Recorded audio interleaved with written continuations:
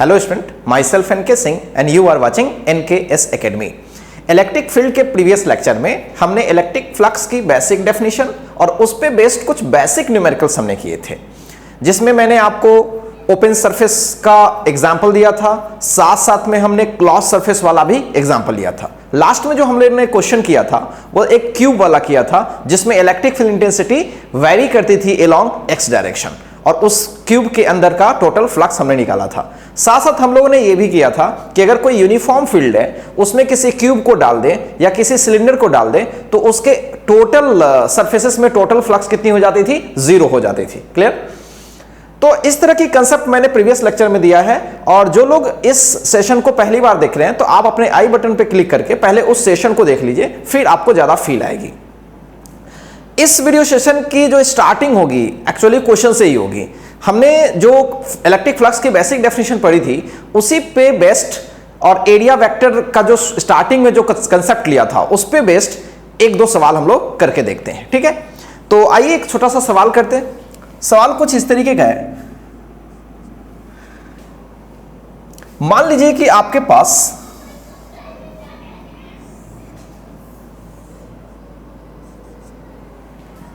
एक सरफेस है, और ये जो क्वेश्चन सेट कर रहा हूं एक्चुअली वो जेईई एडवांस का सेट कर रहा हूं। इसके बारे में, इसके एरिया वेक्टर के बारे में मैंने चर्चा करा था। ठीक है, तो अब देखो सवाल कुछ इस तरह से था, आपको सवाल तो याद ही होगा। इस तरीके का एक सरफेस थी और इसका कोऑर्डिनेट था 0 A0, ये ओरिजिन पे था, और ये A थी, और ये वाली पॉइंट थी, ये एक्चुअली ZX प्लेन में थी, तो A0A थी, राइट। और ये जो शेप होती है ना, ये एक्चुअली थी रेक्टेंगुलर थी। ठीक है, और सवाल ये था, if electric field in the region is given by E vector equals to E naught X cap. ध्यान से समझिए, सवाल में X कैप था। देखिए X कैप हो या I कैप हो, बात वही है, मतलब X के डायरेक्शन में लगने वाला यूनिट वेक्टर ये इंडिकेट कर रहा था। ठीक है, तो चलिए इंटेंसिटी कैसे वेरी करती थी? वेरी तो नहीं करी थी, इंटेंसिटी क्या थी? E not times of X cap. X cap क्या था? Unit vector along the X direction. ये क्लियर किया हुआ था। आपसे पूछा गया था find the flux associated with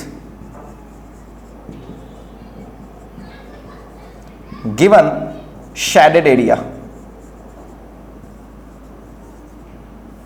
shaded area से एसोसिएटेड आपको फ्लक्स निकालनी थी। तो फ्लक्स की जो बेसिक डेफिनेशन है, ठीक है, अगर एरिया एकदम से फिक्स्ड हो, इंटेंसिटी भी फिक्स्ड हो, तो बेसिक डेफिनेशन क्या है? E डॉट A, वही कर लेते हैं और आंसर आ जाएगा अपना। ठीक है, तो क्या करें? एरिया वेक्टर निकालते हैं। अगर आपको प्रीवियस क्लास याद होगा तो इसका एरिया वेक्टर हमने निकाला था। ठीक है, एरिया वेक्टर निकालने का क्या फंडा था, मैं यहां पे दोबारा से कर देता हूं। किसी एक कॉर्नर को पकड़ते हैं और ये वाली वेक्टर निकालते हैं, फिर ये वाली वेक्टर निकालते हैं और दोनों का क्रॉस कर लेते हैं। तो कुछ नेमिंग कर लेते हैं, OABC। तो सबसे पहले सॉल्यूशन में हम एरिया वेक्टर निकालेंगे। एरिया वेक्टर जो A होगी, ऑफ कोर्स वो OA क्रॉस OC होगी, और OA वेक्टर को लिखने का बहुत ही आसान तरीका है, 0 - 0 A - 0, तो ये A J कैप होगी और फिर 0 - 0 K कैप। अब आ जाइए यहां पे OC वेक्टर को देखिए।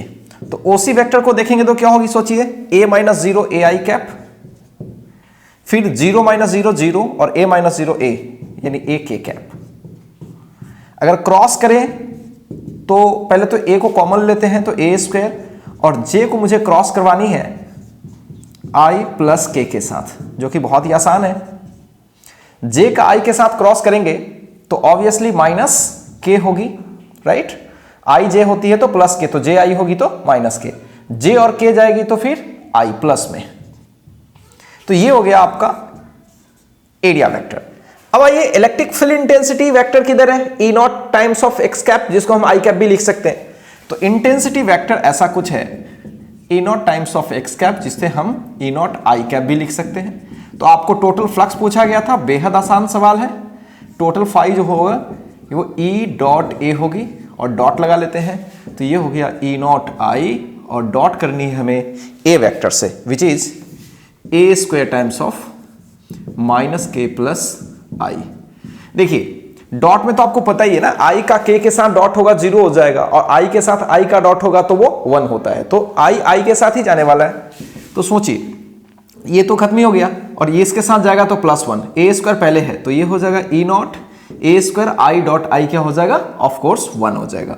तो टोटल फ्लक्स क्या था, A naught times of A square. तो ये आपके आंसर हो जाते हैं। क्लियर है? तो ऐसे कोई भी सवाल हो, एरिया वेक्टर मैंने एक और बताया था आपको याद होगा, जिसमें मैंने यहां पे दिया था, फिर ऊपर सरफेस लिया था, फिर ऊपर सरफेस लिया था।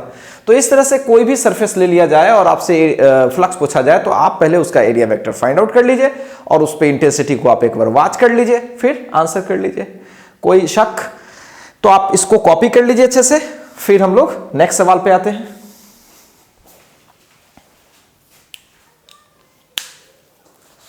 आइए इसी पे बेस्ड एक छोटा सा सवाल और लेते हैं। सवाल कुछ इस तरह से है,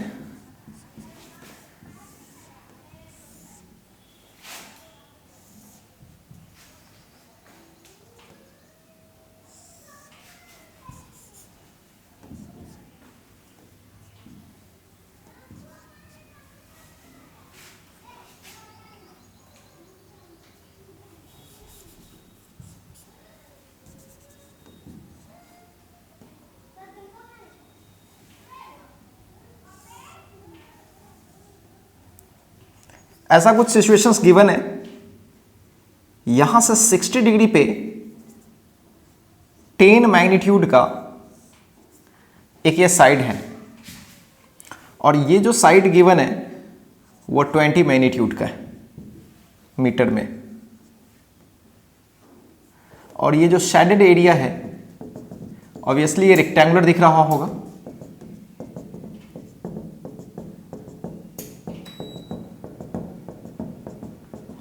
ठीक है, और इस पूरे रीजन में इलेक्ट्रिक फील्ड इंटेंसिटी वेक्टर कुछ इस तरीके से है, 3i cap minus 4j cap plus 2k cap. इस तरह से इलेक्ट्रिक फील्ड इंटेंसिटी इस पूरे रीजन में गिवन है। तो ऑब्वियसली आपसे क्या पूछा गया है, find the total flux associated with given shaded area, यही पूछा गया है। 1 मिनट वीडियो को पॉज करें और फिर इसको अटेम्प्ट करिए, और अटेम्प्ट करने में थोड़ा हिंट यही है कि सबसे पहले आप एरिया वेक्टर फाइंड आउट करें और इंटेंसिटी वेक्टर ऑलरेडी गिवन है, दोनों को डॉट कर ले फिर आंसर कर लिए। तो चलिए 1 मिनट वीडियो को पॉज कीजिए, ठीक है। चलिए अब सॉल्यूशन देखा जाए इसका। तो सॉल्यूशन क्या है इसका, ऑब्वियसली सबसे पहले तो मेरे को एरिया वेक्टर निकालना पड़ेगा। कुछ नेमिंग कर लेते हैं, ओ ए बी सी कर लेते हैं। तो सबसे पहले मैं एरिया वेक्टर फटाफट निकालूंगा। तो एरिया वेक्टर निकालने में क्या करना चाहिए, क्रॉस करनी चाहिए हमें। तो सबसे पहले ओ ए वेक्टर देखना पड़ेगा और फिर ओ सी वेक्टर देखना पड़ेगा, दोनों को क्रॉस करनी पड़ेगी। अब सोचो ओ ए वेक्टर क्या है, प्रीवियस क्लास वगैरह में इस तरह से एरिया वेक्टर जब हम लोग कर रहे थे तो उसमें इसका आइडिया मैंने दिया था। x के साथ कितने एंगल पर है, सॉरी y के साथ कितने पे है, 60 डिग्री। तो इसका y में जो कंपोनेंट होगा वो होगा 10 cos 60 डिग्री j कैप। तो अगर मैं OA को लिखूं तो 10 cos 60 डिग्री j कैप होने वाला है प्लस, और x में तो साइन होगा तो 10 sin 60 डिग्री i कैप होगा। तो ये वेक्टर OA को मैंने लिख लिया, कंपोनेंट के टर्म में लिख लिया। और OC वेक्टर को तो कोई दिक्कत ही नहीं है क्योंकि ये z में लग रही है, तो 20 क्या होगा, सॉरी z में लग रही है तो 20 के कैप। तो क्या करूं, क्रॉस कर लूं 20 के कैप। सो क्लियर है। अब सोचिए 10 cos 60 1/2 तो 5 आ जाएगा, √3/2 यानी 5√3, और हमें क्रॉस करानी है 20 के कैप से। अब सोचिए मल्टीप्लाई करिए तो ये 100 j क्रॉस के, j के आई होता है ना 5, यानी कि 100√3 और i और k जस्ट अपोजिट है तो -j। क्लियर है, आप देख लीजिए एक बार अच्छे से।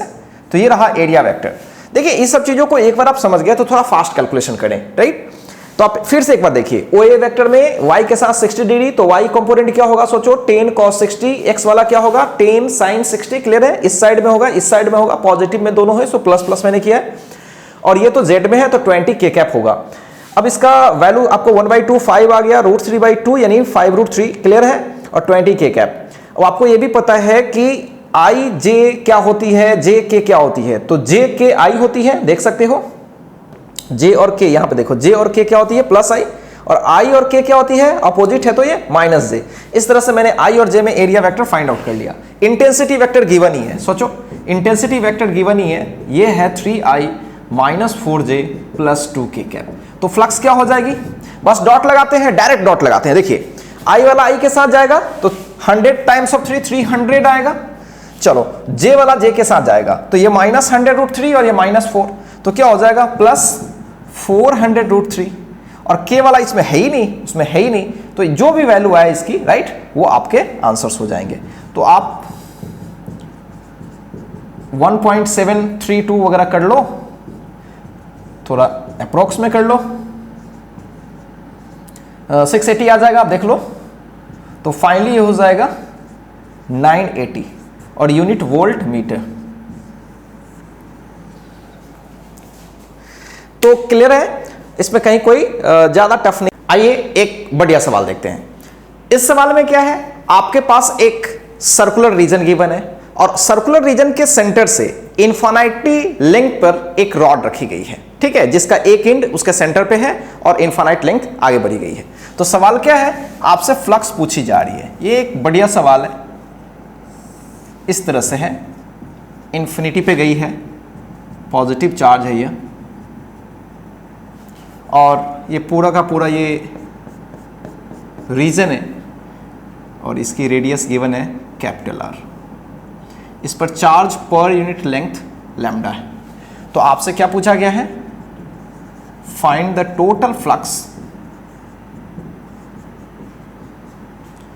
Associated with shaded region. अगर आपको याद हो तो ऐसे सवाल में हमने एक क्या किया था, फोर्स निकाला था। इस वाले पर हमने क्या किया था, रिंग वाला किया था, जिसमें इसमें हमने क्या किया था, एक चार्ज दिया था और इस पर चार्ज दिया था, दोनों के बीच फोर्स निकालने का काम करते थे। इस तरह का फोटो रहता था, लेकिन अभी वो सवाल नहीं है, सवाल कुछ और है। आपके पास क्या है, एक डिस्क टाइप का कोई रीजन है और उसके सेंटर से इनफाइनाइटली लॉन्ग एक चार्ज रॉड रखी गई है। तो ऑब्वियसली इस चार्ज के वजह से इसमें इस सारे जगह पर इलेक्ट्रिक फील्ड इंटेंसिटी होगी, वो अलग अलग डायरेक्शन में होगी, नो डाउट। तो आपसे यही बताना है कि इस पूरे रीजन में कितनी फ्लक्स एसोसिएटेड होगी, ठीक है। तो इसमें आप देख सकते हो कि जैसे जैसे हम जगह बदल रहे हैं वैसे वैसे इंटेंसिटी भी ऑब्वियसली क्या होगी, बदलेगी। तो इंटेंसिटी बदल रही है, ठीक है। तो जब इंटेंसिटी बदलेगी तो हर एरिया में, हर छोटे छोटे सेक्शन में फ्लक्स क्या होगी, बदलेगी। तो ऐसे चीज़ों को बनाने के लिए एक ही तरीका है, छोटा सा सेक्शन ले लेंगे, उस सेक्शन का फ्लक्स निकाल लेंगे और उसको इंटीग्रेट कर लेंगे सही जगह से सही जगह, तो मेरा टोटल फ्लक्स आ जाएगा। तो देखिए कैसे करें, बस पुरानी वाली तरीके हैं। सबसे पहला काम क्या करें, किसी x पे चले जाएं यहां से, और x पे जा करके एक रिंग कंसीडर करें dx विड्थ का, क्लियर। अब जो dx विड्थ की जो रिंग है उसको अगर आप ऑब्जर्व करो तो इसका एरिया वेक्टर किधर होने वाला है, ऐसा ही ना कुछ सिस्टम है, ध्यान से देखो, कुछ इस तरह से है, और मैंने इस जगह पर एक रिंग कंसीडर किया है, तो एरिया वेक्टर इस साइड होगी जस्ट, तो इसकी एरिया जो वेक्टर होगी इस साइड होगी छोटी सी। लेकिन इसके साइड पर इंटेंसिटी क्या होगी वो आपको पता है, रॉड के वजह से। रॉड के वजह से दो साइड में इंटेंसिटी होती है, एक रॉड के अलोंग और एक रॉड के परपेंडिकुलर डायरेक्शन में। अब सोचो यहां पे इंटेंसिटी दो डायरेक्शन में है, एक ई वाई बोल लेते हैं और ई एक्स में। तो इसके वजह से, ई वाई की वजह से तो इसमें कोई फ्लक्स नहीं होगी, क्योंकि सोचो एरिया वेक्टर इस साइड है और इंटेंसिटी ऐसे है, एरिया वेक्टर ऐसे है, ऐसे और ऐसे कुछ क्या है, इंटेंसिटी। तो क्या 90 डिग्री की वजह से फ्लक्स होगी, नहीं होगी, ई डॉट ए, राइट, कभी जीरो हो जाएगा हमेशा। तो क्या होगा, ई एक्स की वजह से इसमें क्या होगी, फ्लक्स होगी, जो भी होगी ई एक्स की वजह से होगी, और ई एक्स जो होगी वो सब एक्स दूरी पर जितनी भी है सबके वजह से होगी। तो सोचो पहले तो स्मॉल एरिया के बारे में चर्चा करते हैं। तो स्मॉल एरिया जो हो रही है डी ए, वो वैल्यू कितनी होगी, उसकी टोटल लेंथ क्या है 2πx, राइट, और उसकी विड्थ कितनी है dx, तो 2 पाई x इंटू dx। ये तो हमने निकाल लिया। उस जगह पर इंटेंसिटी x में ही होगी ना, इनफाइनाइट टॉर्क की वजह से इंटेंसिटी क्या होती है पता है आपको, k lambda by r। Clear है? इस साइड में वही होती है k लैम्डा बाई r, और इस साइड में वही k लैम्डा बाई r। अब चलिए, तो इंटेंसिटी किसके वजह से होगी, ऑब्वियसली x की वजह से। तो Ex और dA का डायरेक्शन क्या है, 0 डिग्री। तो छोटा सा जो फ्लक्स होगा वो ऑब्वियसली क्या होगा, Ex इंटू डी ए इंटू कॉस 0, राइट। तो 1 हो गया। आप k लेमडा बाई r, और यहां r लिखना बेटर नहीं है एक्चुअली, यहां से यहां गए हैं तो r की जगह पर क्या लिखना अच्छा रहेगा, x लिखना अच्छा रहेगा, क्योंकि मेरा x डिस्टेंस है। तो k lambda by x 2 pi x dx। Clear है? तो x x कैंसिल हो जाएगा, तो 2 pi lambda k into d x. ये छोटा सा फ्लक्स हो गया। इसलिए टोटल फ्लक्स कैसे निकालें, टोटल फ्लक्स हो जाएगी 2 pi lambda k dx, integration करते हैं 0 से कैपिटल R, सो 2 पाई लेमडा k और 0 x का इंटीग्रेशन dx का इंटीग्रेशन, ये ऐसा कुछ हो जाएगा, R आ जाएगा। तो 2 pi lambda k into R। तो बहुत ही आसान है ये, देखने में लगता था कि कोई टफ चीज है, एक्चुअली मुझे इंटेंसिटी पता है ना किसी सिस्टम की वजह से, तो हम बहुत ही आसानी से वो चीज कैलकुलेट कर सकते हैं। तो टोटल कितनी फ्लक्स हो गई, अगर मैं उसको तोड़ लूं 2 पाई लैम्डा और k को तोड़ूं तो क्या होगा, 1/4 पाई एप्सिलॉन नॉट, ऊपर r नीचे 2, तो इस तरह से फ्लक्स हो जाएगी lambda r by 2 epsilon not. Clear है? तो ये एक आसान सवाल है, इसमें कहीं कोई ज्यादा परेशानी आपको नहीं होनी है। क्लियर है?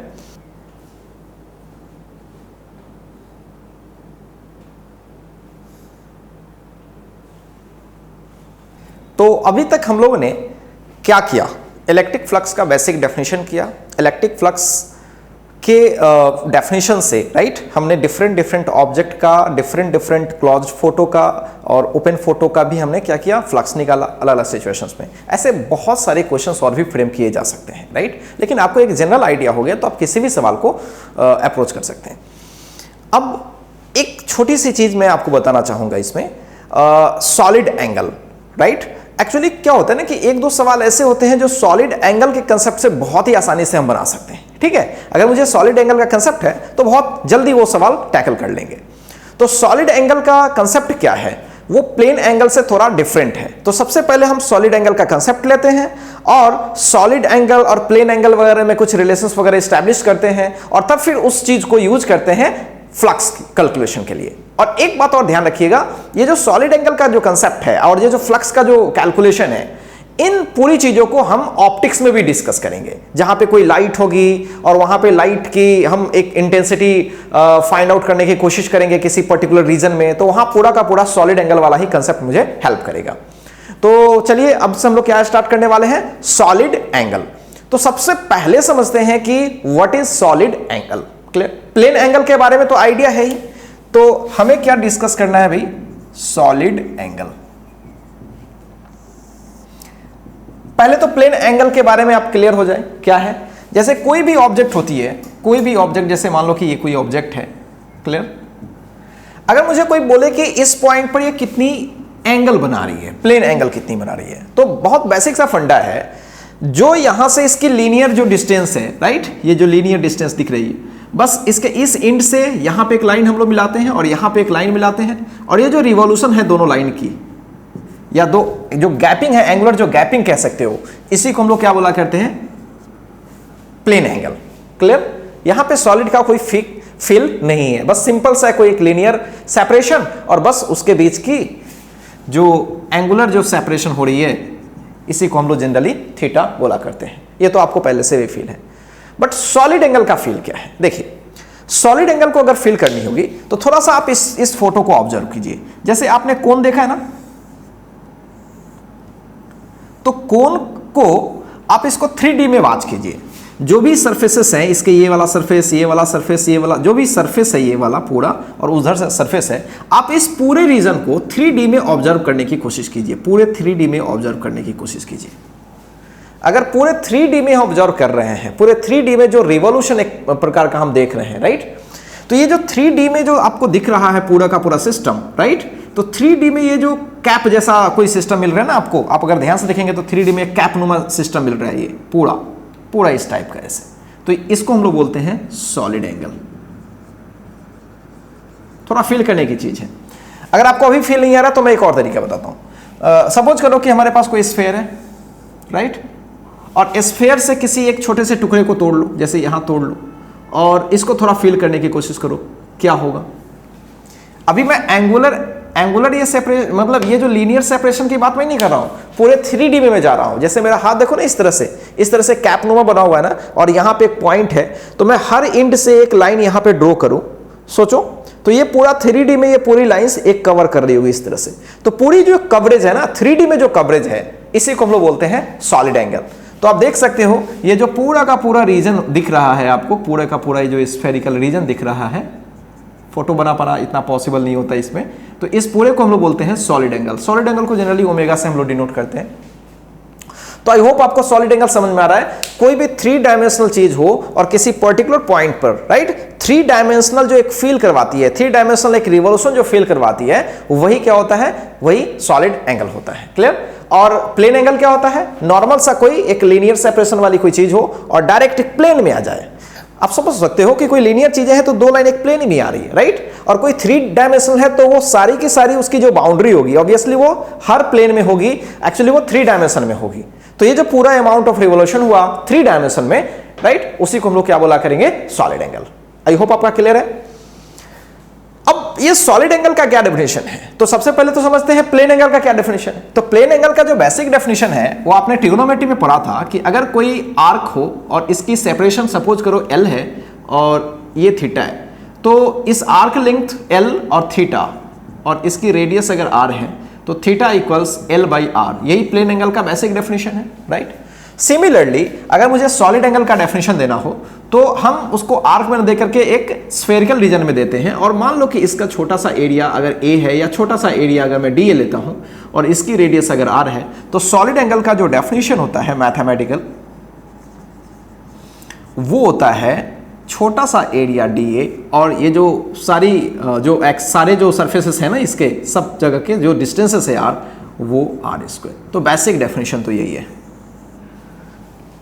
तो इस तरह से हमने क्या समझा कि सॉलिड एंगल जब भी हमें निकालना हो तो DA डिवाइडेड बाई R² होगा, right, DA divided by R², छोटा सा एरिया। और ये अगर कोई छोटा सा एरिया ना हो करके बड़ा सा एरिया हो और हर का डिस्टेंस, हर सरफेस का उस पॉइंट से डिस्टेंस अगर R हो तो आप पूरा सॉलिड एंगल निकाल सकते हैं। जैसे स्फेरिकल रीजन को देख लीजिए, मान लीजिए स्फेरिकल रीजन का हमें सेंटर पे सॉलिड एंगल निकालना है, तो सॉलिड एंगल सेंटर पे क्या होगी, ऑब्वियसली पूरा एरिया लेना पड़ेगा। अब पूरा एरिया क्या होता है, 4πr² divided by R², cancel हो जाएगा, तो सॉलिड एंगल कितना बना, 4π।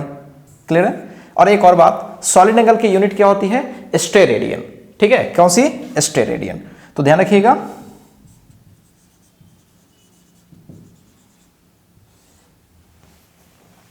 सॉलिड एंगल को प्लेन एंगल को हम लोग रेडियन में करते हैं और इसको क्या बोलते हैं, स्टेरेडियन में।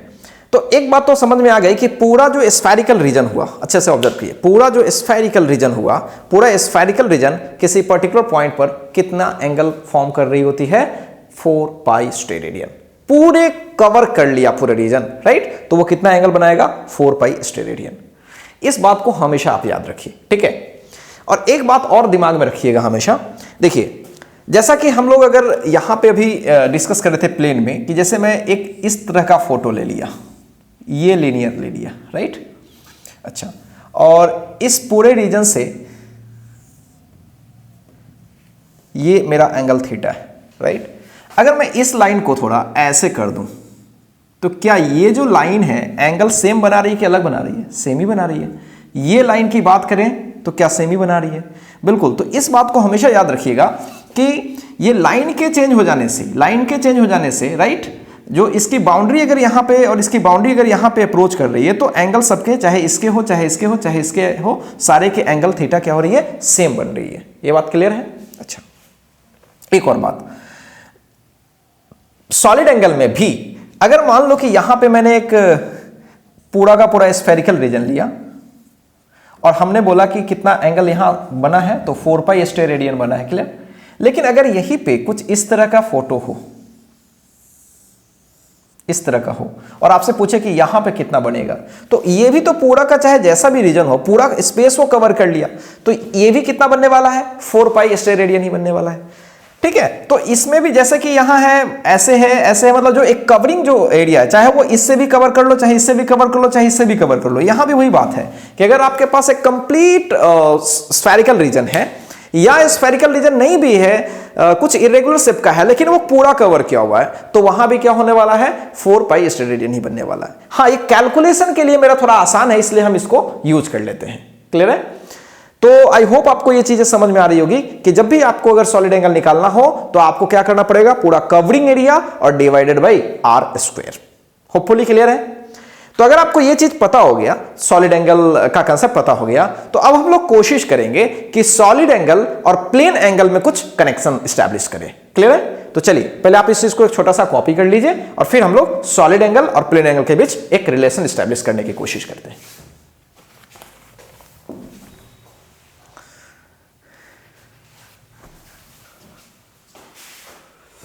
तो आइए देखते हैं relation between solid angle and plane angle.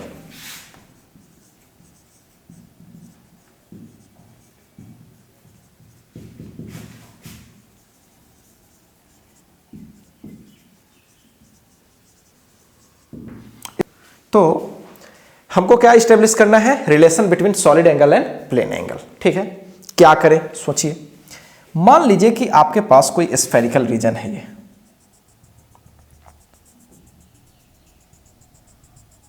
Right, और इस पे से मैंने कुछ एक सरफेस कट किया है, बस यहां से ये सरफेस हमने कुछ कट किया है। तो ये सरफेस जो मैंने कट किया है ये तो 3D में होगी, कुछ इस टाइप की होगी ना सरफेस, लेकिन अब मैं इसको 2D में थोड़ा समझने की कोशिश करूं। इसका सेंटर लाइन कुछ यहां पे होगा, तो सेंटर लाइन से सामने से देखूं, तो सामने से देखूंगा तो ये एक 2D में दिख रहा होगा हमें, और ये एंगल मान लीजिए अल्फा बन रही है, सेमी वर्टिकल एंगल इसको बोलते हैं। लेकिन एक्चुअल में ये कैसा है, सोचो, पूरा 3 डायमेंशन है, ऐसा कैप नुमा है। अगर मैं इसको बनाने की कोशिश करूं, कुछ इस तरीके का है, ये इस तरीके का है, ये कैप नुमा है, राइट।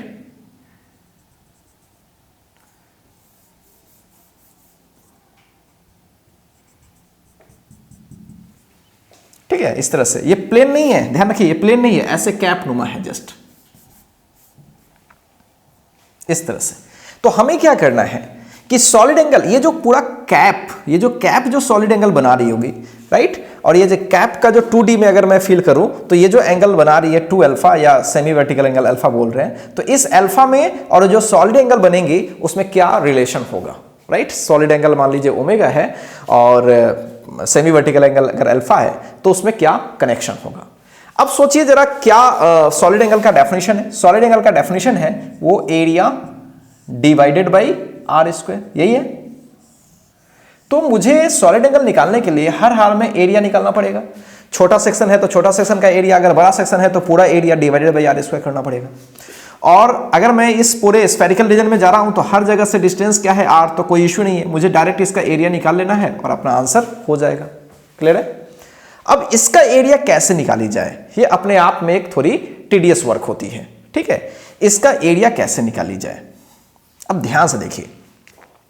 अगर आप इसको फील कीजिए, अगर आप इसको अच्छे से ऑब्जर्व कर रहे हैं, ध्यान से ऑब्जर्व कर रहे हैं, तो सबसे पहला काम आप क्या कीजिए कि आप यहां से, मैं इस फोटो में डिस्कस कर रहा हूं, आप यहां से थीटा एंगल पे जा करके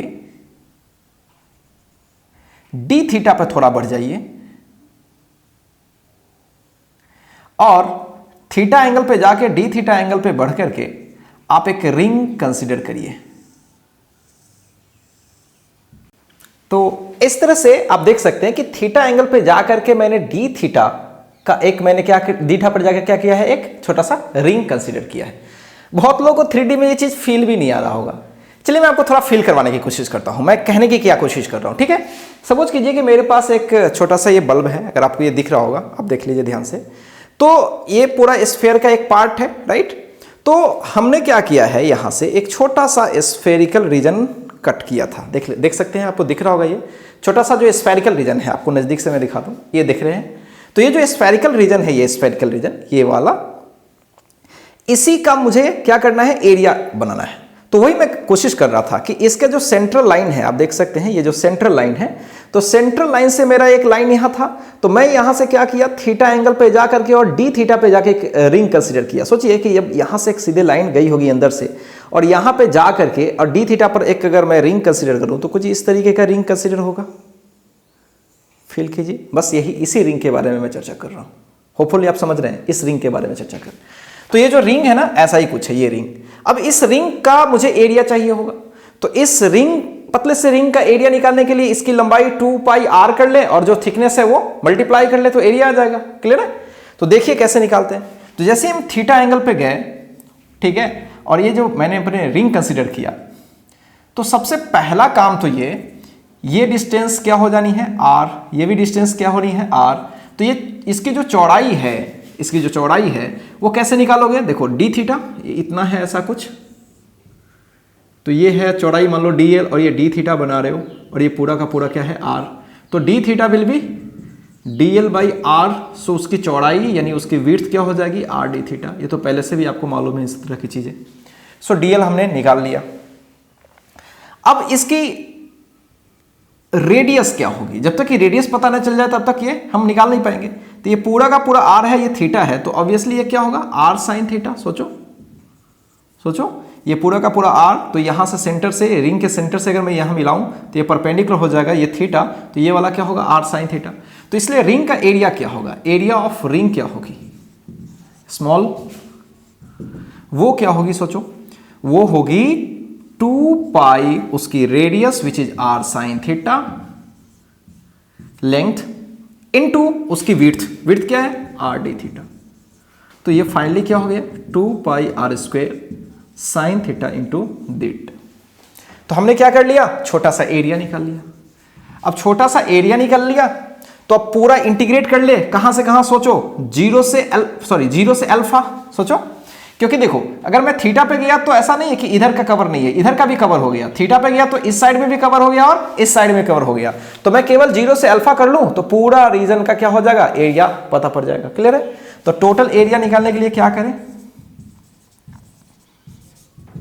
2 पाई r स्क्वायर का इंटीग्रेशन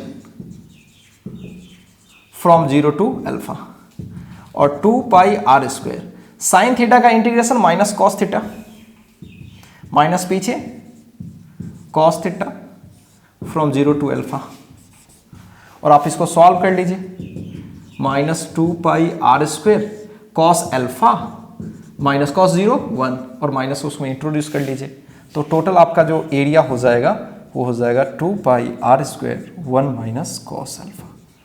तो ध्यान रहे ये जो एरिया निकाला है वो किसके टर्म में निकाला है, प्लेन एंगल के टर्म में निकाला है, सेमी वर्टिकल एंगल के टर्म में निकाला है। और सेमी वर्टिकल एंगल आपको होपफुली क्लियर है, ये चीज कोण में ज्यादातर आपको फील होता है कि अगर कोई कोण है यहाँ पे, अगर कोई यहाँ पे उसका सेंटर है ये, राइट, तो ये जो पूरी जो लाइन होती है ना, पूरी लाइन यहाँ पे जो एंगल बनाती है 2 अल्फा, उसका आप हाफ कर दें तो इसी को बोलते हैं सेमी वर्टिकल एंगल। और यहाँ भी इस जो पूरा स्फेरिकल रीजन है उसका भी ये सेमी वर्टिकल एंगल को फील आ रहा है। तो हमने तो भाई एरिया निकाल लिया, अब तो कोई दम ही नहीं है, फिर क्या करें।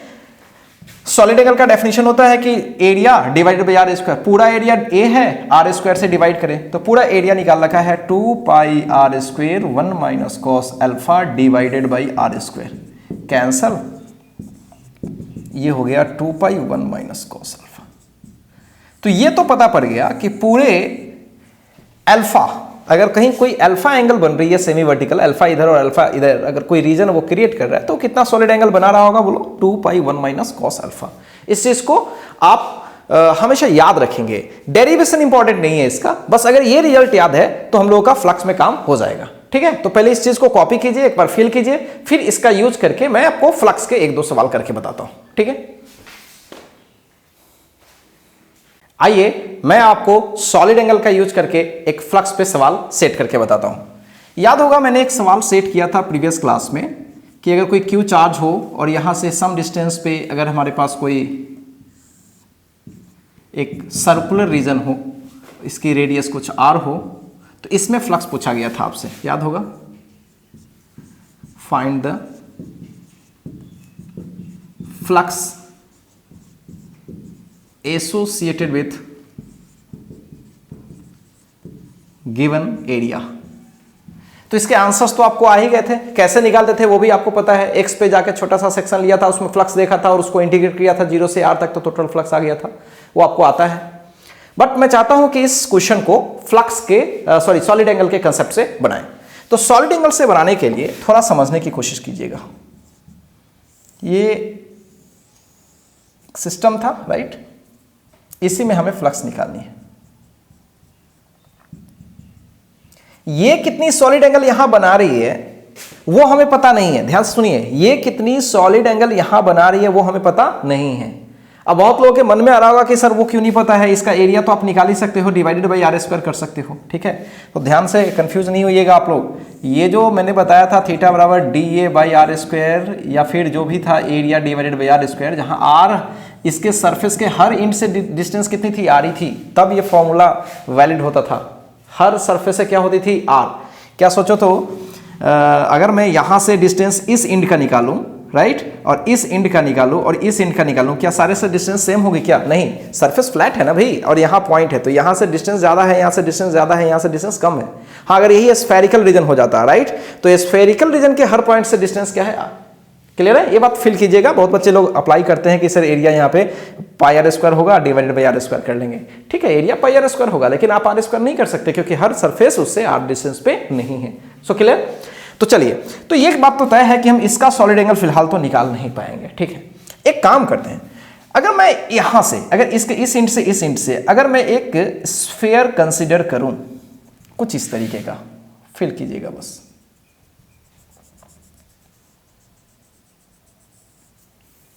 इस तरीके का मैं एक स्फीयर कंसीडर कर रहा हूं जो कि गुजर रही है। अब सोचिए,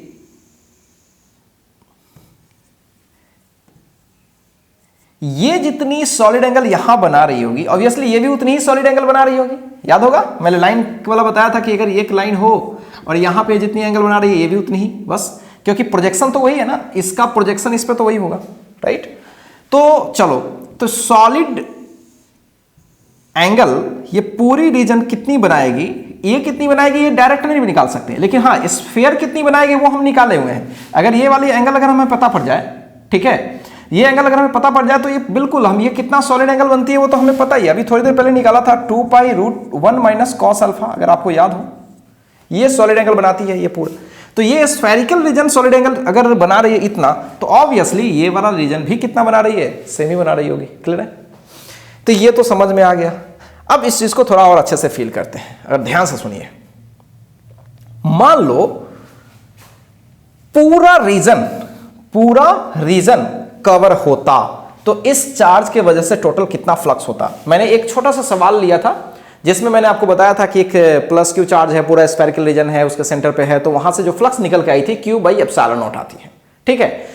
तो ये चीज मैंने आपको प्रीवियसली क्लास में क्वेश्चन के जरिए सिखाया था। हालांकि हम गॉस थ्योरम में इसको प्रूफ करेंगे कि अगर किसी भी क्लॉज सरफेस हो, उसके अंदर में अगर कोई चार्ज हो, तो किसी भी पूरे सरफेस से टोटल फ्लक्स होती है क्यू बाई एप्सिलॉन नॉट। ये गॉस थ्योरम का स्टेटमेंट है और हम लोग पढ़ेंगे भी, लेकिन फिलहाल हम उस क्वेश्चन का आपको रेफरेंस दे रहे हैं जहां पे वो सवाल में डिस्कस किया था। तो पूरे रीजन में कितनी फ्लक्स होती, Q by epsilon not, clear, Q by epsilon not. चलिए, तो अब सोचिए, आप ऐसे कैलकुलेट करोगे, बोलोगे कि 4 पाई सॉलिड एंगल में, ऑब्वियसली पूरा जो स्फेरिकल रीजन है कितना सॉलिड एंगल बनाती है, 4 पाई। तो आप ऐसे कैलकुलेशन करोगे, इस तरह से करोगे कि 4 पाई अगर सॉलिड एंगल है तो कितनी टोटल फ्लक्स है, क्यू बाई एप्सिलॉन नॉट। क्या, क्यू बाई एप्सिलॉन नॉट। कहां से आया ये, मैंने प्रीवियसली क्वेश्चन के जरिए प्रूफ किया था। अगर एक का सॉलिड एंगल होता तो कितना होता, obviously Q by 4 pi epsilon not. और अगर मेरे पास फिलहाल यहां पे कितनी टोटल सॉलिड एंगल है, अगर अल्फा अगर बन रही है तो ये सॉलिड एंगल कितनी है, राइट। तो अगर ओमेगा सॉलिड एंगल होती तो कितनी फ्लक्स होती, इस तरह की होती, तो Q by 4 pi epsilon not. और ओमेगा का वैल्यू क्या होता है अल्फा के टर्म में, हमने निकाल रखा है, याद होगा कितना निकाल रखा है, 2 पाई 1 माइनस कॉस अल्फा। तो 2 पाई 1 माइनस कॉस अल्फा ये हमने पहले निकाल रखा है, 2 से कैंसल, और इस तरह से Q by 2 epsilon not 1 minus cos alpha. तो ये क्या हो गई, फ्लक्स हो गई किसके अंदर, बोलो, इस पूरे स्फेरिकल रीजन में, या स्फेरिकल बोलो या सर्कुलर बोलो, कोई फर्क नहीं पड़ता, जितनी फ्लक्स इसमें होगी उतनी ही फ्लक्स इसमें होगी, राइट। ये बात आपको पता है ना कि अगर हम इस तरह से बना दे, अगर इस तरह से सरफेस बना दे या ऐसे बना दे, कोई फर्क नहीं पड़ता, जितनी लाइंस इससे गुजर रही होगी उतनी ही लाइंस इस सबसे गुजर रही होगी, इसलिए कोई इशू नहीं है। तो हमने किया सर्कुलर स्फेरिकल रीजन का, और आंसर आ गया किसका, प्लेट का, क्योंकि दोनों से लाइन सेम गुजर रही होगी, क्लियर है। तो वो आंसर हो गया। होपफुली आपने प्रीवियस क्लास में भी यही रिजल्ट देखा था, अगर आपको याद नहीं हो तो मैं आपको थोड़ा उसको तोड़ के बताता हूं तो आपको पूरा फील आ जाएगा। Q/2 epsilon not 1 minus cos alpha, अगर आप देखें तो कॉस अल्फा क्या होता था, देखिए ये होता था r square plus capital R square, ये पूरा का पूरा आर, तो स्मॉल आर बाई, सोचो small r by root under R square plus, यही आता था फ्लक्स टोटल, क्लियर। तो इसको हमने किससे बना लिया, सॉलिड एंगल के कंसेप्ट से आराम से बना लिया, क्लियर है। तो सॉलिड एंगल के कंसेप्ट से हमने किसी भी सवाल को, राइट, अगर मुझे वो फिट बैठ रहा है तो हम उसको सवाल को डिस्कस कर सकते हैं, क्लियर है। तो आप इस चीज को एक बार अच्छे से फील कीजिए, समझिए और फिर इसको कॉपी कीजिए।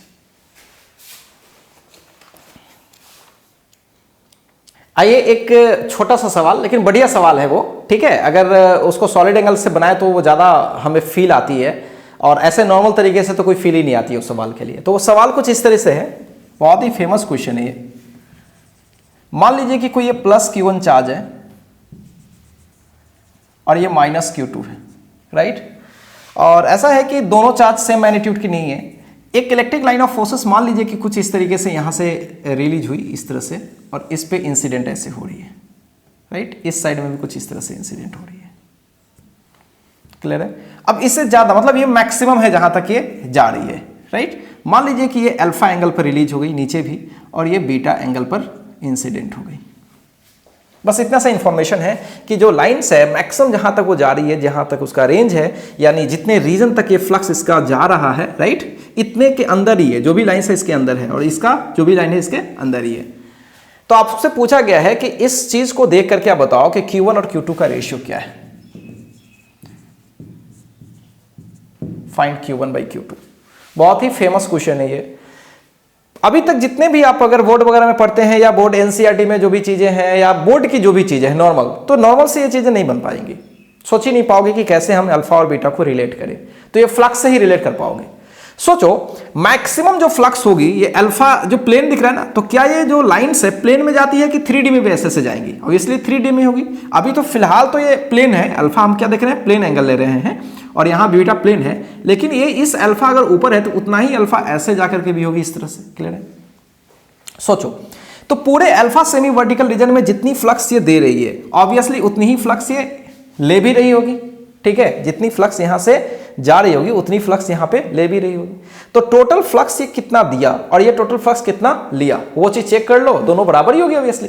तो फ्लक्स फर्स्ट का इक्वल किसके होगा, अब 3D में अब सोचो, ये तो प्लेन एंगल है alpha, right, semi vertical angle, और ये भी। तो मैंने अभी थोड़ी देर पहले आपको बताया कि अगर कोई प्लेन एंगल अल्फा हो, और अगर किसी पर्टिकुलर रीजन में फ्लक्स अगर आपको निकालनी हो, सर्कुलर रीजन में अगर फ्लक्स निकालनी हो, तो उसका फॉर्मूला हमने देखा था Q/2 epsilon not 1 minus cos alpha, इतनी ही फ्लक्स होती है ना, राइट। तो इसकी अगर मैं फ्लक्स की बात करूं तो Q1 चार्ज है, तो Q1/2 epsilon not 1 minus cos alpha है। और इसकी फ्लक्स की बात करूं तो बीटा पे इंसिडेंट हो रही है ना उस पे, तो क्या हो जाएगा, उसका charge Q2/2 epsilon not 1 minus cos beta, clear है। अब कुछ क्वांटिटी कैंसिल हो जाएंगी, थोड़ी सी मैथ्स यूज कर लेंगे। 1 माइनस कॉस अल्फा फॉर्मूला आपको पता है 2 साइन स्क्वायर अल्फा बाई 2, और Q2 ये भी हो जाता है 2 साइन स्क्वायर बीटा बाई 2। आप नहीं भी कर सकते हो, सिंपल ऐसे ही रहने दे सकते हो, तो ये कैंसिल हो जाएगा, और इस तरह से Q1/Q2 का रेशियो जो हो जाएगा वो sine square beta by 2 sine square alpha by 2। आप चाहो तो ये लिख सकते हो, अगर आपको वैसा प्रॉब्लम हो रहा है तो आप डायरेक्ट क्या लिखो, 1 minus cos beta by 1 minus cos alpha, ये भी आप रख सकते हो, ठीक है। तो इसमें कहीं कोई इश्यू नहीं है। जब भी आपसे सवाल पूछे इस चार्ज का रेशियो बताइए, तो आप आराम से सवालों को डिस्कस कर सकते हैं। छोटा सा एग्जांपल देख सकते हैं, जैसे मान लो कि यहां पे कोई Q1 है, और इस तरह से इसे मान लीजिए ये 60 डिग्री पे गई और 30 डिग्री पे इंसिडेंट हो गई। ठीक है, तो बताओ Q1/Q2 की रेशियो क्या है? बहुत ही आसान है ना। क्या करें, Q1/Q2 की रेशियो होगी 1 माइनस कॉस। सोचो कॉस क्या करें, पहले बीटा करते हैं। ध्यान से देखो, अगर Q1/Q2 है तो पहले बीटा वाला मतलब बाद वाला, तो कॉस कितना 30 और 1 माइनस कॉस 60, 1 माइनस √3/2 और ये देखो 1 माइनस 1/2, ऊपर हो जाएगा 2 माइनस √3, नीचे हो जाएगा 2 माइनस 1 और /2 हो जाएगा। /2 इसका कैंसिल कर लिया फटाफट, तो डायरेक्ट क्या आ जाएगा 2 माइनस √3। तो यही होगा Q1/Q2 के रेशियो का मैग्नीट्यूड। आई होप आपका ये सब चीज़ क्लियर है। बहुत ही आसान सवाल है अगर हम पीछे वाले क्वेश्चन को कर रखे हैं तो। ठीक है, तो चलिए सॉलिड एंगल पर बस इतना ही काम रखते हैं। ऐसे और भी कुछ सवाल आएंगे तो आप उस पर डिस्कस खुद कर लीजिएगा। ठीक है, अब हम लोग स्टार्ट करेंगे गॉस थ्योरम। क्लियर है, कौन सा थ्योरम स्टार्ट करेंगे? Gauss theorem. ठीक है, चलिए पहले इसको कॉपी कीजिए तो फिर मैं गॉस थ्योरम पर बात करता हूं।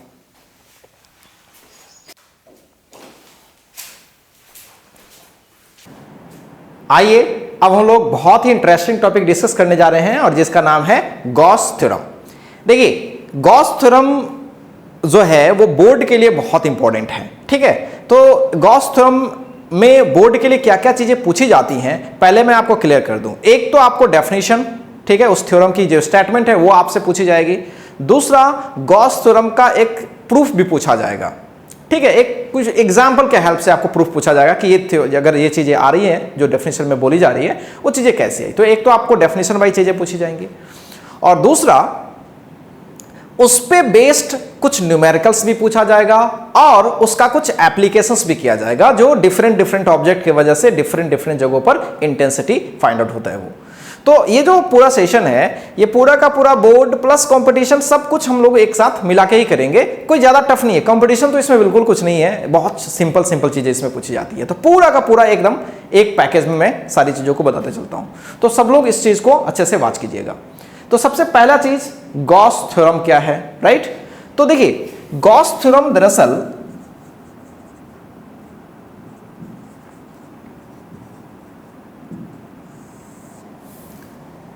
किसी भी क्लोज सरफेस से एसोसिएटेड फ्लक्स को निकालने का थ्योरम है। ठीक है, एसोसिएटेड फ्लक्स को निकालने का थ्योरम है। क्लोज सरफेस का मतलब जस्ट बैलून लाइक शेप, कोई भी इरेगुलर शेप भी आप ले सकते हो इस तरह से, और इसके अंदर कोई चार्ज है, राइट? तो इस पूरे सरफेस से होकर के, क्लोज सरफेस से होकर के कितनी फ्लक्स हो रही होगी, कितनी फ्लक्स इंटर कर रही होगी ऐसे, तो उसी फ्लक्स के बारे में चर्चा की गई। और स्टेटमेंट इनका क्या है? स्टेटमेंट इनका है the total electric flux over A close surface is 1/ε0 times the total charge inside the surface। ये स्टेटमेंट है इसका, मैंने अंडरलाइन किया है, इनसाइड द सरफेस। यानी ये स्टेटमेंट पहली तो ये बोली गई है टोटल इलेक्ट्रिकल फ्लक्स, पहली बात टोटल, दूसरी क्या इंपॉर्टेंट है? Close surface, right? Total electric flux, close surface और इनसाइड द सरफेस, ये तीन चीजें इंपॉर्टेंट हैं। यानी किसी भी क्लोज सरफेस से टोटल फ्लक्स होगी, राइट? क्या 1/ε0 times Q inside the surface.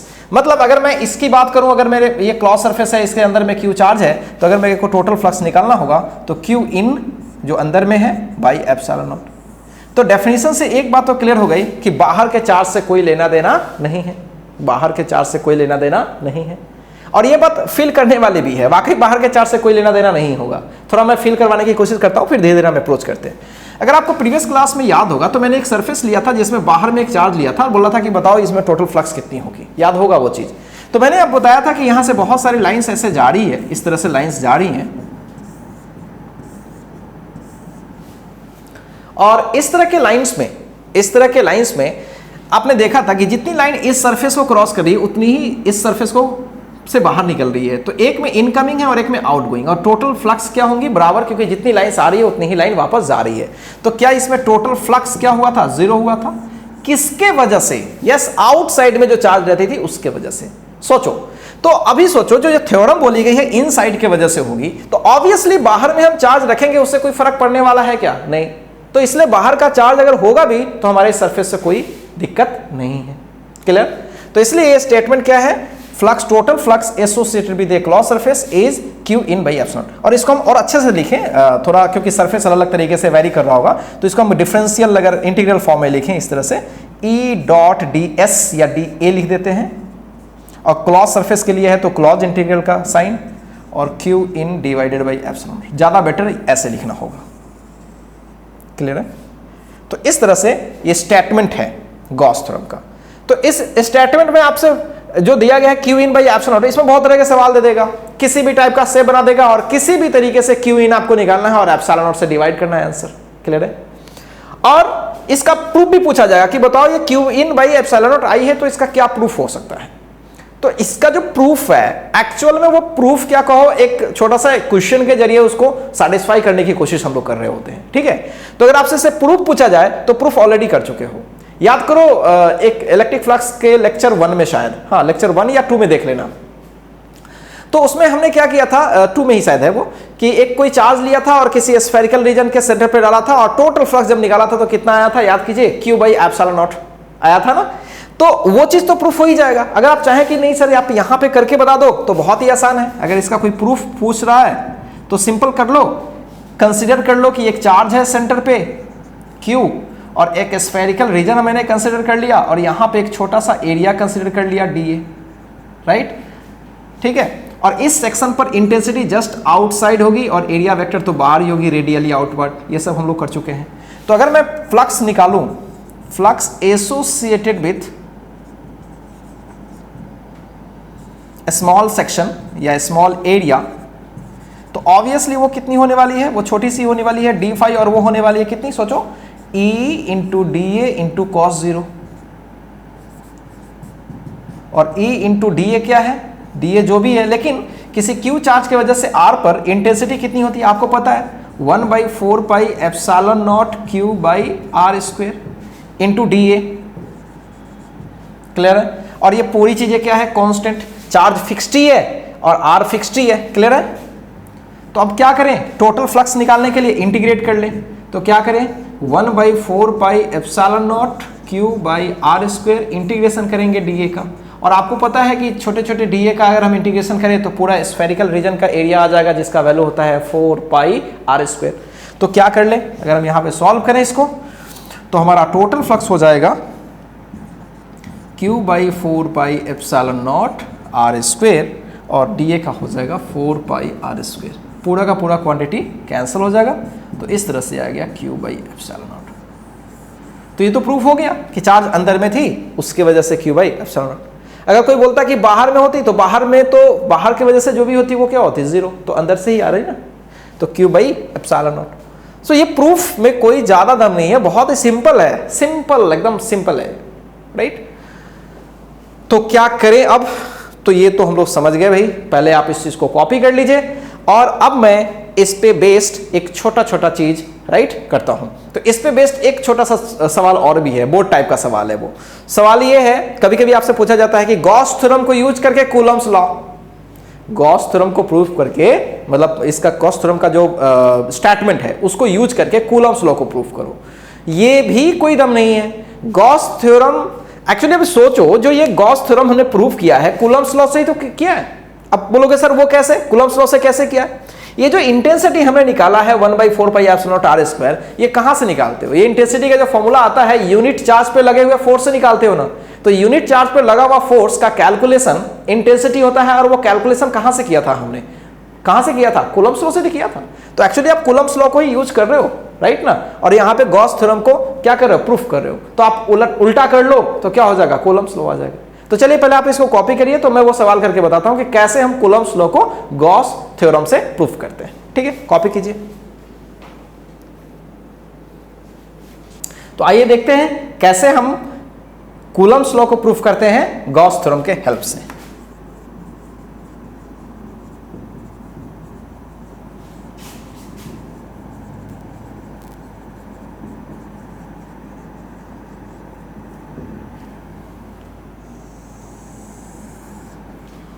तो देखिए, सबसे पहले तो गॉस का स्टेटमेंट क्या है, गॉस थ्योरम का स्टेटमेंट क्या है, Q in by epsilon not, total flux over A close surface is Q in by epsilon not. तो सपोज करो कि हमने एक स्फेरिकल रीजन लिया है और इसके सेंटर पर कोई क्यू चार्ज लिया है, राइट, और टोटल फ्लक्स क्या है, ऑब्वियसली टोटल फ्लक्स होती है Q in by epsilon not Gauss theorem से। तो बाई गॉस स्टेटमेंट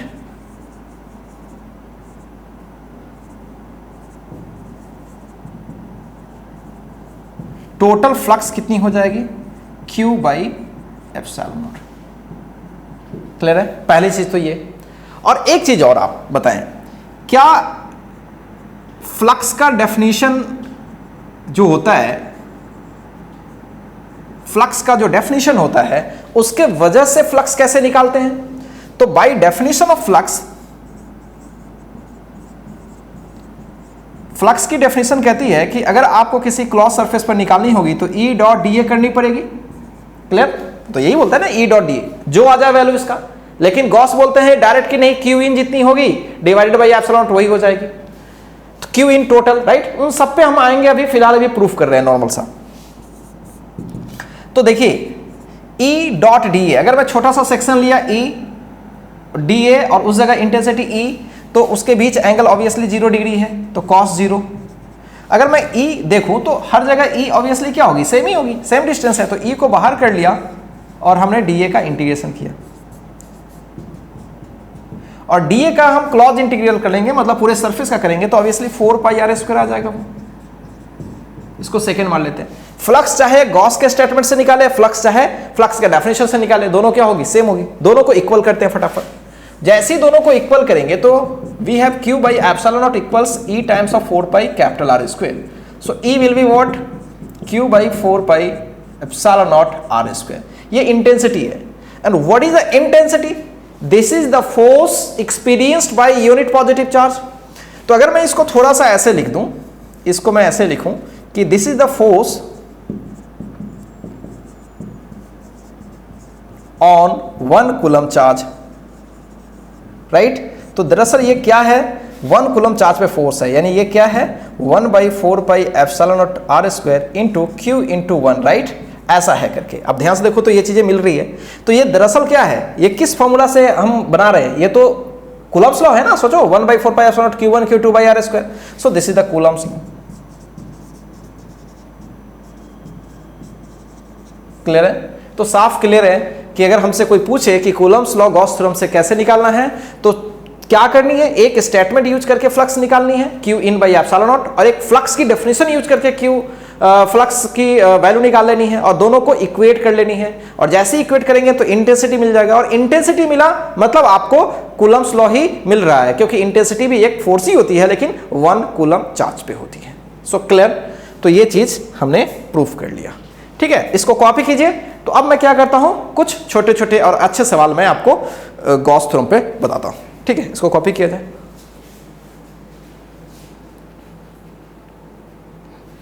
चलिए आइए अब देखते हैं गॉस थ्योरम पर कुछ छोटे छोटे सवाल। तो सवाल करने से पहले गॉस थ्योरम को एक बार और स्टेटमेंट अच्छे से देख लेते हैं। क्या बोला गया है, total flux over a close surface is equal to 1 by epsilon times of Q in. और वो Q इन क्या है, कोई सिंगल या 10-15 भी हो सकते हैं, करोड़ों हो सकते हैं। Q इन जितनी भी होगी, Q टोटल लेना पड़ेगा आपको। तो सबसे पहला सवाल जो है, नॉर्मल सा सवाल है ये। मैंने आपको कुछ चार्जेस दे रखा है, बहुत सिंपल सवाल है। 10 कूलम, -5 कूलम, 6 कूलम, 2 कूलम, और बाहर में भी कुछ चार्ज दे रखा है, 10 कूलम, 20 कूलम। आपसे पूछा गया कि find total flux associated with clause surface. बहुत ही आसान है, आप क्या कर लो, Q इन टोटल निकाल लो, एप्सिलॉन नॉट से डिवाइड करो। Q इन टोटल क्या है, देखो 10, 6, 16 to 18 में से 5 गया 13 डिवाइडेड बाई एप्सिलॉन नॉट, यही हो जाएगी। और एप्सिलॉन नॉट का वैल्यू आपको पता है, डाल लीजिए। तो इसमें वाकई कोई ज़्यादा कोई परेशानी वाली चीज़ नहीं है, बहुत ही सिंपल है। हाँ, बाहर के चार्ज से कोई लेना देना नहीं है, तो ये हो गया। कभी कभी आपको बेवकूफ़ बनाएगा सवाल, Q इन आपको ऐसा देगा कि Q इन आपको पता ना चले, राइट, डायरेक्ट क्लियर नहीं दिया रहेगा कि Q इन कितना है। तो उस पर भी सवाल आप बना सकते हो। जैसे एक छोटा सा सवाल ये देख लो, मान लो कि आपके पास कोई स्फेरिकल रीजन है और बोलेगा कि एक बहुत ही इन्फाइनाइटली लार्ज रॉड इसके सेंटर से गुजर रही है और इसका रेडियस आपका दे दिया 2 मीटर और इसकी लेमडा दे रखा है ना 10 coulomb per metre, infinitely large है और ये पॉजिटिव है।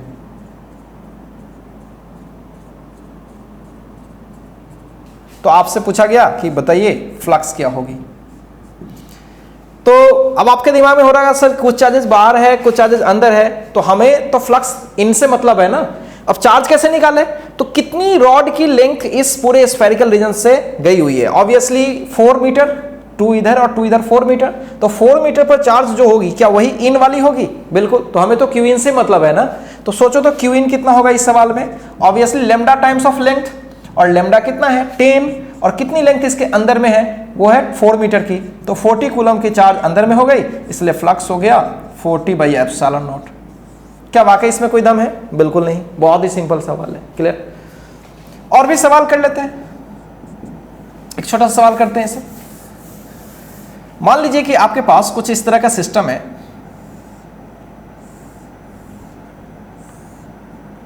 ये एक क्यूबिकल है, राइट, और क्यूबिकल है और इसमें कुछ रॉड वगैरह दे रखा है।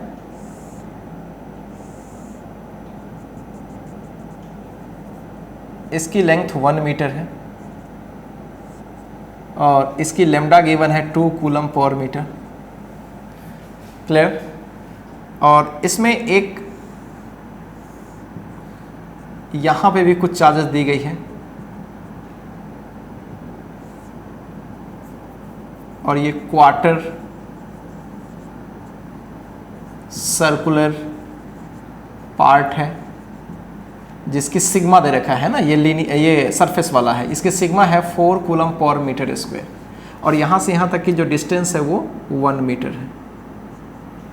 क्लियर। ये दे रखी है और इस पे जो चार्ज है वो निगेटिव में है, माइनस है।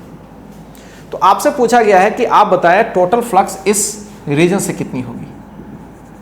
Find the total flux associated with cubical region. बहुत ही आसान है, बस क्यू इन निकालो और डिवाइड करो ε0 से, कुछ है ही नहीं सवाल में। तो सॉल्यूशन कैसे करें, क्यू इन निकालते हैं। अब देखो तो फटाफट क्या होगी, इस पे लेमडा है ना चार्ज और 1 मीटर पे लेंथ आपको चाहिए, क्यू इन तो 1 मीटर पे है ना, तो क्या होगा 2 टाइम्स ऑफ 1 यानी -2। चलो एक तो इसका निकाल लिया।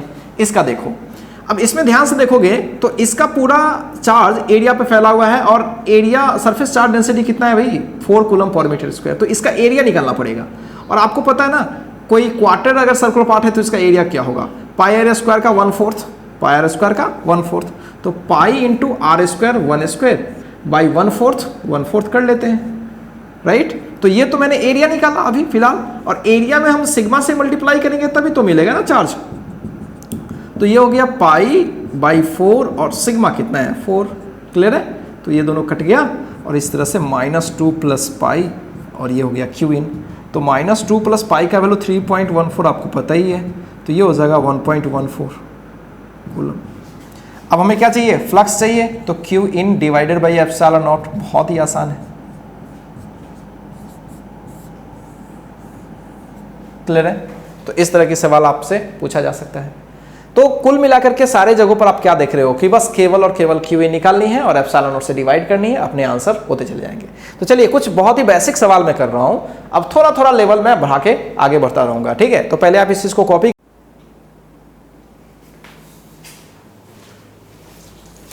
आइए एक थोड़ा सा अच्छा सवाल देखते हैं। सवाल ऐसा है, ये एक स्फेरिकल रीजन है और इसके सेंटर से एक रिंग जा रही है ऐसे, आइडेंटिकल शेप की है, राइट। इसकी रेडियस आर है, उसकी भी रेडियस आर है।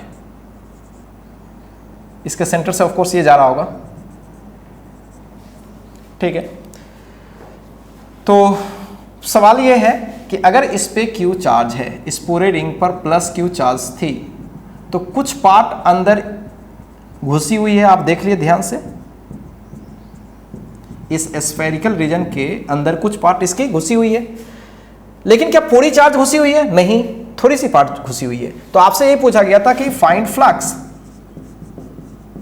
Associated with spherical reason.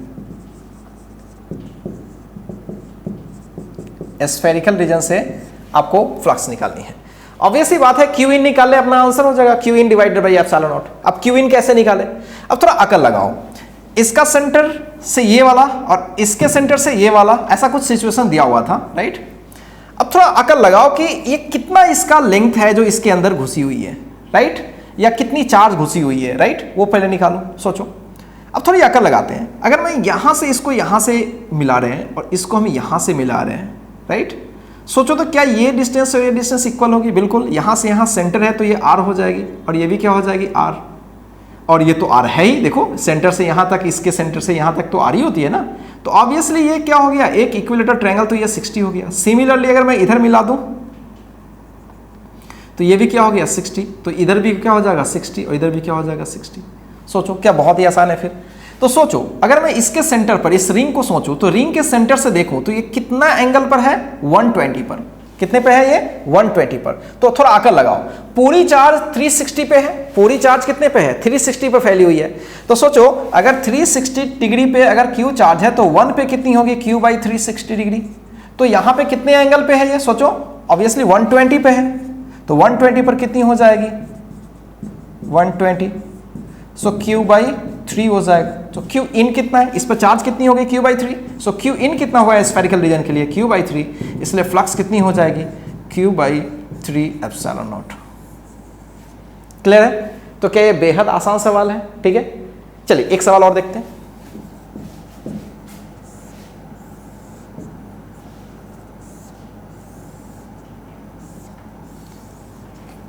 आपको मैं 3 फोटो दे रहा हूं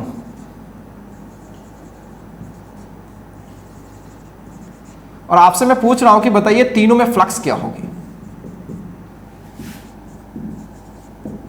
find the flux associated with each closed surface. Hemispherical है वो। सोचिए फटाफट, आप 1 मिनट वीडियो को पॉज करके एक बार सोचिए। चलिए सॉल्यूशन देखिए। पहले वाले में क्यू इन क्या पूरा अंदर है? बिल्कुल, क्यू पूरा अंदर है। तो पहले वाले में फ्लक्स कितनी होगी? फर्स्ट में सोचो क्यू बाई एप्सिलॉन नॉट। ये ए का आंसर हो गया। चलो बी का आंसर देखो तो क्या होगा? क्या बी में क्या एग्जैक्टली इसके बीच में रखा हुआ है? बीच में रखा हुआ है। तो आधी चार्ज अंदर आधी चार्ज बाहर। अंदर की वजह से होती है, बाहर की वजह से नहीं होती है। तो क्यू इन यहां पे कितना है? Obviously Q by 2। तो फ्लक्स कितनी हो जाएगी? Q by 2 epsilon not.